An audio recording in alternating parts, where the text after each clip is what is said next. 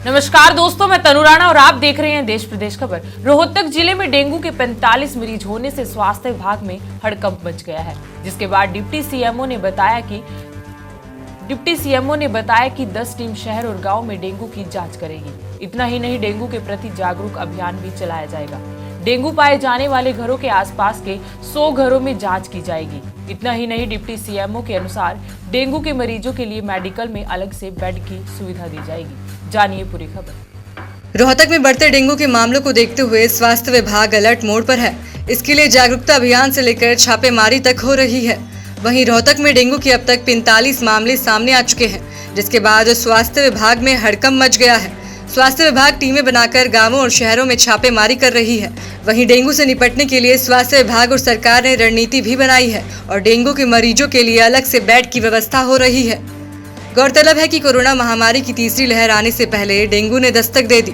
Deputy CMO Anupama Mittal से जब इस बारे में बात की गई तो उन्होंने बताया कि स्वास्थ्य विभाग डेंगू पाए जाने वाले घरों के आसपास के 50 से 100 घरों में जांच करेगी। यही नहीं, दूसरी तरफ ये भी बताया कि लापरवाही के चलते डेंगू का लार्वा अगर किसी घर में पाया जाता है तो उसके खिलाफ सख्त कार्रवाई की जाएगी।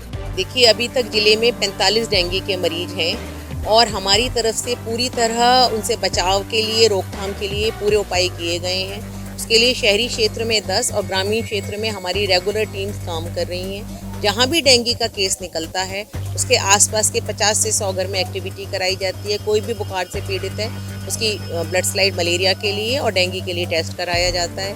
अगर उसके बावजूद भी कोई बुखार डेंगू किसी को हो जाता है तो उसके इलाज के लिए सभी सरकारी अस्पतालों में बेड चिन्हित कर दिए गए हैं।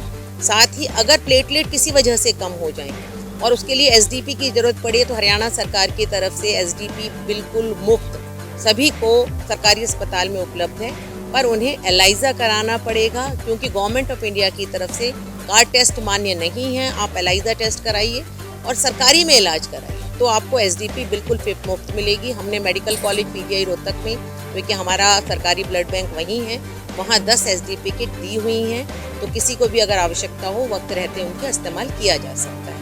साथ ही हम अपनी स्पेशल एक्टिविटी अर्बन क्षेत्र में चला रहे हैं, क्योंकि ज़्यादातर देखने में आया है कि शहरी क्षेत्र में ही डेंगू केसेस ज़्यादा होते हैं। तो उसी के तहत अक्टूबर के शुरू से 15 दिन में हमने स्पेशल एक्टिविटी चलाते हुए सभी परिसरों को कवर किया है। तो हम इसको एक स्वीपिंग एक्टिविटी की तरह कर रहे हैं कि जैसे कहीं भी लार्वा ना रहे, जिससे डेंगू और ना फैले और उसकी रोकथाम हो सके।